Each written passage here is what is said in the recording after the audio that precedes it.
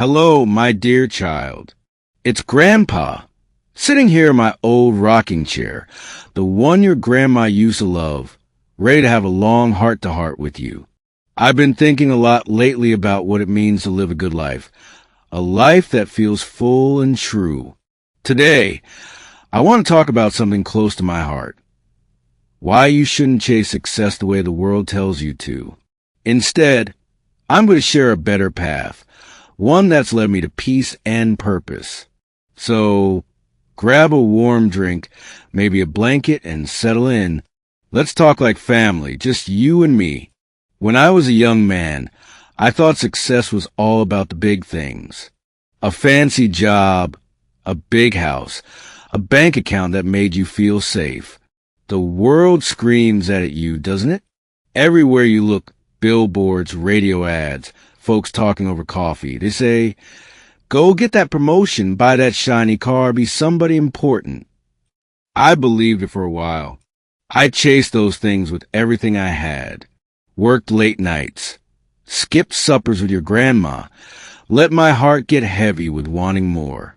But one day, child, I woke up and realized something. I wasn't happier. I was bone tired. My soul felt like an old bucket with a hole in it, leaking faster than I could fill it. That's when I learned a hard truth. Success isn't something you catch. It's a way you live. Let me take you back to a time when I got it all wrong. I was about your age, maybe a bit younger, working at a factory in town. It was honest work, paid the bills, but I wanted more. I wanted to be the foreman, to have my name on an office door, to feel like I'd made it. I thought that title would lift me up, make me proud, make me somebody folks looked up to. So I pushed myself, stayed late, took extra shifts, said yes to every task the boss threw my way. I got that promotion.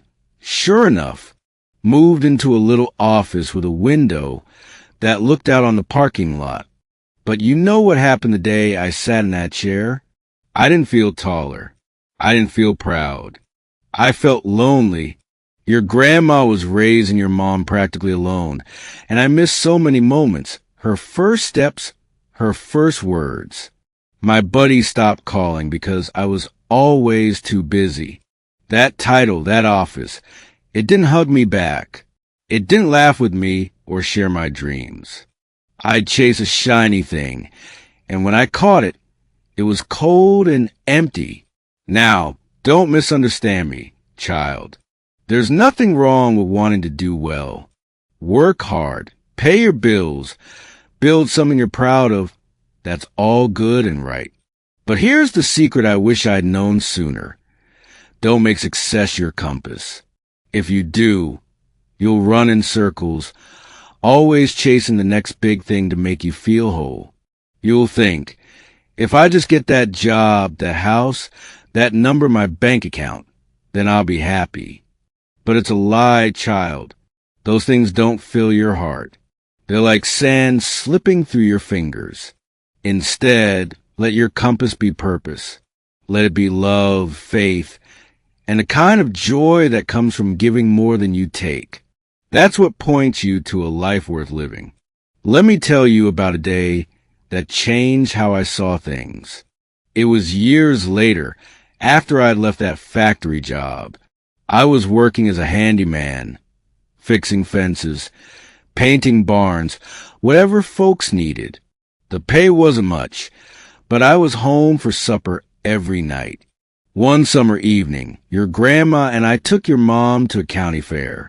We didn't have extra money for fancy rides or prizes, but we walked hand in hand, ate cotton candy, and watched the sunset behind the Ferris wheel. Your mom, maybe 5 years old, looked up at me with sticky fingers and said, "Daddy, this is the best day ever."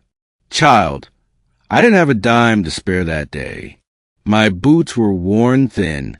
My truck rattled like it might quit. But her words, her smile, they made me richer than any king. That's what success feels like. Not a thing you chase, but a moment you live. So, how do you find that kind of life? Start by thinking about what matters most to you. Is it your family? Your friends? Maybe it's helping others, teaching, or creating something beautiful with your hands. Whatever it is, hold it close. Those are your stars to navigate by. For me, it was family first, always. When I stopped chasing titles and started chasing moments, like fishing with your uncle or planting tomatoes with your grandma, I found peace. I wasn't running anymore. I was building memories, building trust, building a life that felt like home, no matter where I was. Here's a piece of advice I want you to carry with you. Start each day by asking yourself, what's one thing I could do today to make someone's life better? It doesn't have to be big. Smile at a stranger who looks like they're carrying the world. Call your mom just to chat. Help a neighbor with their groceries or mow their lawn. Those little acts, they stack up. They fill your heart in a way no paycheck ever will. I remember one winter, our neighbor Mrs. Thompson was snowed in. She was old, lived alone, and couldn't get out. I woke up early, shoveled her driveway before dawn, didn't tell a soul. Later that day, she left a pie on our porch with a note that said, "You're a blessing, John." That pie, warm with apples and cinnamon, tasted better than any bonus I ever earned. Another thing, child, don't compare your path to anyone else's. I used to look at my cousin Eddie, who moved to the city and got a big job. He had a shiny car, a nice suit, and a house that looked like it belonged in a magazine. I'd see him at Christmas and feel small, like I was falling behind. But one night, Eddie called me, his voice heavy. He said, "John, I'd trade it all for what you've got, a family that laughs together, a garden you tend with your own hands." He wasn't happy, child. He was lonely in that big house. Your life isn't a race against others. It's a walk with yourself. Keep your eyes on your own road, and you'll find it leads somewhere true. Let's talk about priorities for a minute. If you want a life that feels full, you got to put first things first. For me, it's always been faith, family, and then work. Faith keeps me grounded, reminds me there's something bigger than my worries, a plan I don't always see. Family gives me a reason to get up every morning, a reason to keep going when things get tough. Work? It's just a tool, a way to support what matters. But I didn't always get that order right. There was a time I took a job that paid more, but kept me away from home. Your grandma's smile faded, and your mom stopped running to the door when I came back. It broke my heart to see it. I quit that job, took a pay cut, and never looked back. Money comes and goes, but love sticks around if you nurture it. I want to tell you another story, one that still makes me smile. When your mom was about 10, she wanted to build a birdhouse for school. I wasn't handy with woodworking. Give me a hammer and I'd likely hit my thumb, but we spent a whole Saturday in the garage, sawing, sanding, laughing when the pieces didn't fit. It was a lopsided little thing, paint smeared, nails crooked. But when we hung in the backyard, your mom beamed like she'd built a castle. That birdhouse didn't win any prizes, but it held a family of sparrows the next spring. Success wasn't the birdhouse looking perfect. It was the hours we spent together, the way your mom learned she could try something new and make it work. That's the kind of success I want for you. Small victories that mean something deep. You're going to hear a lot of noise out there. Child, people will tell you to hustle, to grind, to be the best, to climb higher than everyone else. But I'm telling you to be kind instead. Be curious. Be present. Success isn't a finish line you cross. It's the way you run the race. Every night, before you lay your head down, ask yourself, did I live today with heart? Did I make someone smile? Did I take a step toward what matters? If the answer is yes, you're on the right track. If it's no, don't beat yourself up. Tomorrow's a new day to try again. Let me share one more memory, something that ties us all together. When I was a boy, my own grandpa took me fishing every summer. We'd sit by a quiet lake, lines in the water, not saying much. One day, I asked him why he never seemed worried like other grown-ups. He chuckled, reeled in his line, and said, "Son, I stopped chasing what the world sells. I chase what lasts, my faith, my family, a good laugh. The fish are just a bonus." He passed when I was still young, but those words stuck with me. They became my guide when I lost my way. I hope my words can be a guide for you too. Here's what I want you to remember. Boiled down to the core, chase what lasts. Love your people fiercely, whether it's your parents, your siblings, your friends, or the family you choose. Give more than you get. Your time, your kindness, your ear when someone needs to talk. Trust that doing right by others will lead you right by yourself. You don't need to be famous or rich to be whole. You don't need 1,000,000 followers or a corner office. You just need to be true. True to your heart. True to your values. True to the folks who call you theirs. I want to share another lesson from my life. One that taught me about giving. When I was starting out, just married to your grandma, we didn't have much. Paycheck to paycheck. Scraping by. One Christmas, we heard about a family down the road who'd lost everything in a fire. We didn't have extra to give, but your grandma baked bread, and I fixed up an old radio I found. We left it on their porch. No note, no fuss. A week later, I saw the dad at the store.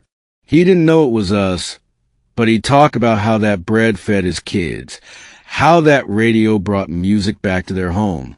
Child, we went to bed that night poor in dollars, but rich in spirit. Giving doesn't empty you. It fills you up. Another piece of advice. Don't be afraid to fail. I've failed plenty. Jobs I lost, dreams that didn't pan out, plans that fell apart. Each time I learned something, like the time I tried starting a little hardware store. I thought it'd be my big break. Pour my savings into it, work day and night. It closed in a year, broke my heart. But it taught me I didn't need to own a store to fix things for people. I went back to being a handyman, and I was happier helping folks one fence, one leaky pipe at a time. Failure isn't the end. It's just a bend in the road. Let me tell you about a moment that still chokes me up. When your uncle was born, he was a sickly baby, always in and out of the hospital. Your grandma and I were scared, stretched thin, working extra jobs to cover the bills. One night, I sat by his crib, watching him sleep, and I prayed harder than I ever had. I promised that if he pulled through, I'd never take a single day for granted. He's a grown man now, strong as an ox, but I kept that promise. Every morning, I wake up thankful for the coffee in my cup, for the sunrise, for the chance to love my family. That's what keeps me steady, child. Gratitude turns what you have into enough. Before I wrap up, I want to ask you something straight from my heart. If these talks touch you, if they make you feel seen or give you a nudge toward a better path, please hit that subscribe button. It's more than a button. It's a way to join this family, to sit with me every week and share these stories and lessons. Your support keeps Grandpa Talk alive, keeps this old man's voice reaching you and others who need it. It means the world to know you're out there, listening, growing, walking this path with me. And if you feel moved, leave a comment. Share this video with someone you love. Let's spread this warmth together. I love you, child. You're stronger than you know, braver than you feel, and you're never alone. Grandpa's here, always, cheering you on. Until next time, keep your heart open, your priorities straight, and your step steady. Chase what lasts, and you'll find your way home.